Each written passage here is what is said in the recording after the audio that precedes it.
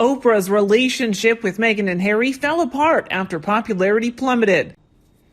According to a royal expert, Harry and Meghan are torn with Oprah as the Sussexes suffer a dramatic drop in the U.S. popularity. Told to us, Mr. Richard Fitzwilliam said that Americans began to turn on the Sussexes. He explains they didn't peak with the Oprah interview. That is when they went over the cliff's edge. A large number of Americans have a fondness for the royal family, especially Elizabeth and Philip. At long last, the Americans have clicked that Harry is a lightweight controlled by an opportunist, yet their lack of insight is readily evident. The timing of the vicious and obviously fake interview while Philip was severely ill and hospitalized, combined with the exposure of all the lies, was the cliff's edge. Americans are sick of the endless hypocrisy, whining, and lies of this duo. The royal commentator added, "We've seen unusual silence in the media lately, even when she and her team were nominated for Emmys. This clearly shows the broken relationship between the TV queen and the former royal couple. Oprah dumped them. She didn't show up for Meghan's birthday. Not only that, but we no longer see the PR news that Meghan Markle is closer to a number of celebrities." It was never a popularity, but curiosity. After the inter-fraud view and their doom and loom preaching, curiosity started waning. And when the Obamas snubbed them, well, it was the final nail in the coffin. It's significant. It seems they've lost celebrities, Democrats, and lots of young along with those lines. No wonder they want to present their child to the Queen. Indeed, no surprises there then. No one takes kindly to finding out that anyone has been telling proven lies. You are known by the company you keep. People will feel let down and betrayed. Meghan's advent was originally greeted with joy as Harry was widely liked, and they wanted him to have the same happiness that William and Catherine had found together.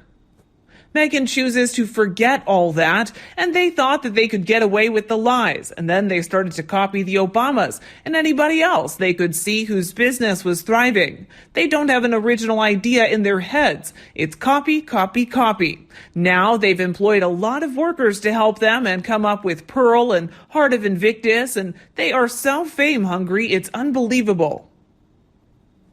The Sussex pair showed the world their true colors of being narcissistic, vulgar, vile, lying, manipulative, greedy vultures. That's why the public dislikes these two.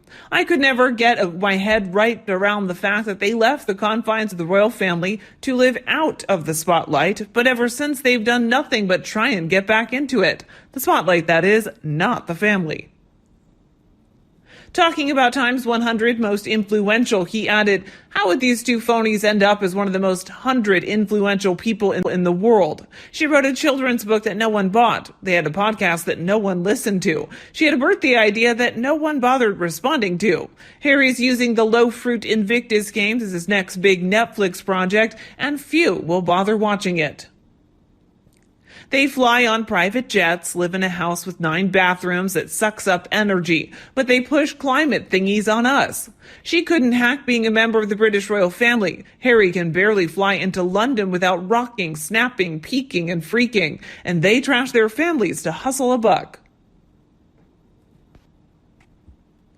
However, royal expert Ms. Julia Sun said, "I wouldn't call it that. I think people would be more receptive to both of them if they stopped trying so hard to be only seen in a way in which they are not. I personally would prefer if they just said, screw it, I'm a diva. A smart, beautiful, driven diva. Because really, this is all about her attitude and personality. She couldn't control the press, and they called it as they saw it, and it wasn't all rainbows and butterflies. She should own it. She's a pushy, probably obnoxious diva who knows what she wants. But it's because of that drive and pushiness that she had success. But they, for some reason, need to be seen as saints in complete control of everything that you see from and about them. Is it not weird that we've literally only seen them on their own estate in their own home for almost 2 years? Always virtual and super calculated. Markle was never liked before Harry, her reputation as a gold-digging, social-climbing yacht girl, and nothing will ever change that. Harry and Markle are not wanted in any country. They're lying, disgusting, disrespectful individuals that sold out their families for cash. They brutally attacked the Queen on her husband's deathbed, trying to extort money.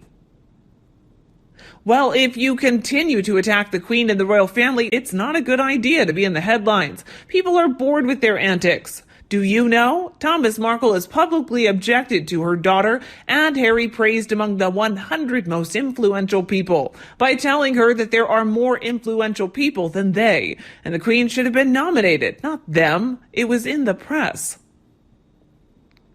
No one will ever want to be in their company or have anything to do with them. The Queen might be able to remove the Sussex title as it was her wedding gift, but frankly, I'd rather see him hanging on to that rather than allowing Markle to be able to use the Princess Henry title, which you can be absolutely certain she would change in all her PR coverage to Princess Meghan. By the way, their PR team is useless, and this daily drivel campaign is repetitive and boring, doing more damage than good, confirmed as their popularity plummets. It seems tightness of money is around the corner. Talented, nowhere to be found. Followers diminishing by the day. So what to do? Request an audience with the Queen to demonstrate closeness to the monarchy before they start trashing it again. All they have is unearned prestige and funds to promote subjects that neither have the cerebral capacity to fulfill. Neither have the influence to attempt to be authoritative in anything. Their influence is only in the young with less experience of the world, simply because it isn't fair. The mantra of the young for generations until they mature. Really can't see any achievement by this pair. They could have done so much more as working royals and would have been admired by all. As it is, the lies and unsubstantiated accusations have smeared their reputation much more than the royal family's reputation. Their blatantly deliberate attempt to undermine the monarchy really shows us all the depths that they're prepared to sink for attention of the negative kind. No one trusts proven liars. Until the infamous Oprah interview, there was so much sympathy and support for Harry and his wife. Their proven lies and misrepresentations changed all of that. Good to know that her fellow countrymen and women are reaching for the same conclusion. Nobody likes people that trash their family in public. There was absolutely no need for what they did. They could have sorted it all out with family. Why on earth would they do that and still want to keep in contact? Meghan Markle has a title for what? Some time ago, she threw herself at him. He's a dimwit and fell for her. Their multi-million-pound wedding was paid out of the coffers of the British taxpayers. On top of this, Her Majesty was naive enough to present them with the Sussex titles. Harry and Harry, although being a dimwit and now sails in the windfall of his dollar-stricken wifey for profit. Both of them, although not associated anymore, milk the image and prestige of the royal house as a source of their income.